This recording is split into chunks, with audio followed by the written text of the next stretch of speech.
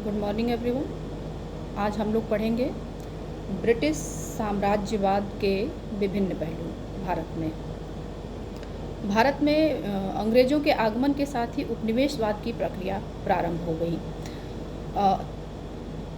Britain के बदलते हुए सामाजिक, आर्थिक, राजनीतिक प्रतिमानों ने भारत में ब्रिटिश शासन के साथ ही साथ उपनिवेशवाद और इसकी नीतियों को भी परिवर्तित किया।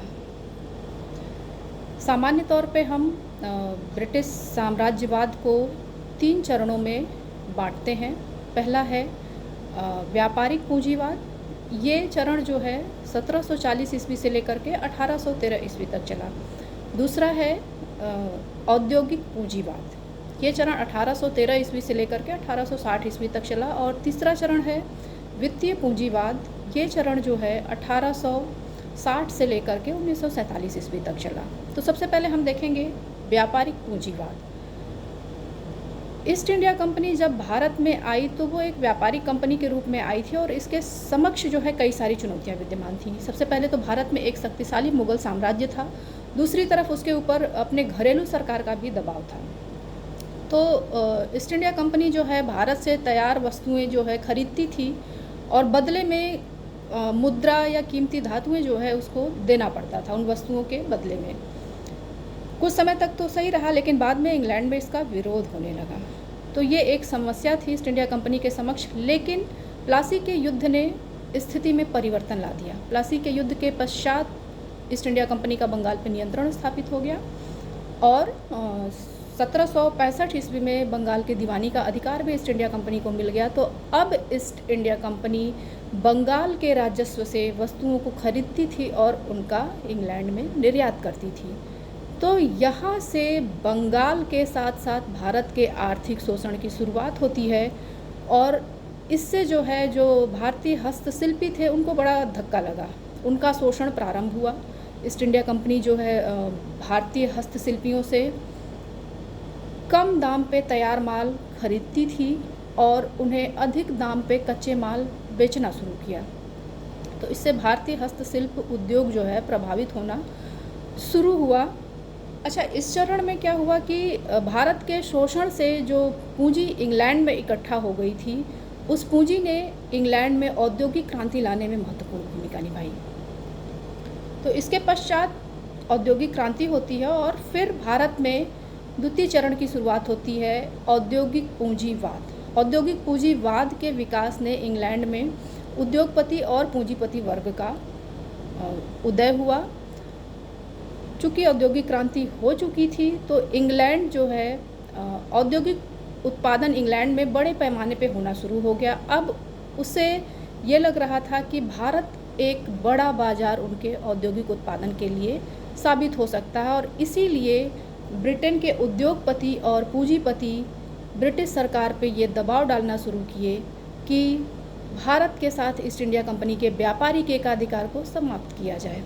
इसी के परिणाम स्वरूप 1813 ईस्वी में ईस्ट इंडिया कंपनी के व्यापारिक एकाधिकार को समाप्त कर दिया गया और भारतीय बाजार को ब्रिटिश माल के लिए पूरी तरह से खोल दिया गया।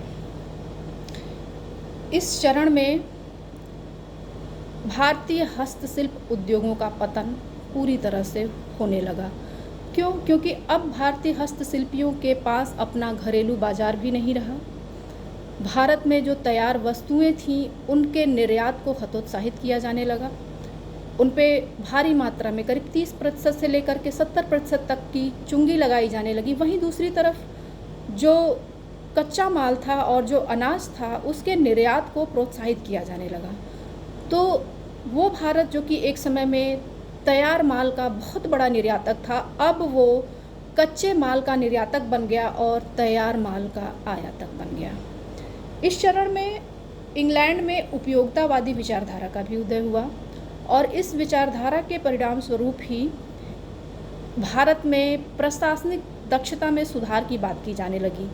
क्यों? क्योंकि उपनिवेशों का अधिक शोषण करने के लिए आंशिक आधुनिकीकरण तो आवश्यक था और इसी कारण हम इस चरण में देखते हैं कि न्याय व्यवस्था में भारत में ब्रिटिश शासन ने न्याय व्यवस्था में सुधार किया, भू राजस्व व्यवस्था में कई सारे सुधार किए। तो इस तरह से प्रशासनिक क्षेत्र में कुछ कुछ सुधार हमें देखने को मिलते हैं।